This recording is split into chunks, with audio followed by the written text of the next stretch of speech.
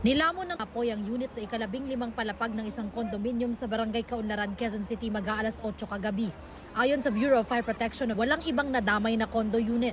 Nakausap po yung mga unit owner po, nasa cemetery doon po sila kanina. Buti na nga po nasa labas po sila. But the rest of the units are minimal, mostly siguro dahil sa usok. Pinalikas sa gusali ang lahat ng residente.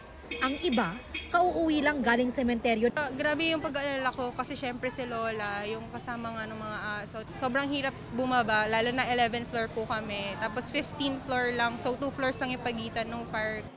Reklamo ng ilang residente, walang tumunog na alarm o gumanang water sprinklers. Hindi biro ito. Wala kaming naririnig na alarm, wala. Nalaman lang namin na may sunog dahil may isang residente na nag-announce sa Viber group.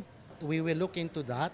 We will properly investigate the matter. Iimbestigahan din ng BFP kung gumagana ang fire alarm system sa kondo. Mamit po kayo ng breathing apparatus kasi po 15 floors po yung origin of fire. High rise po to, in anticipation po baka marami pong trap victims.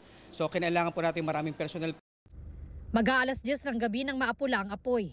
Inaalam pa ang sanhi ng sunog at halaga ng pinsala. Para sa GMA Integrated News, Bea Pinlac, nakatutok 24 oras.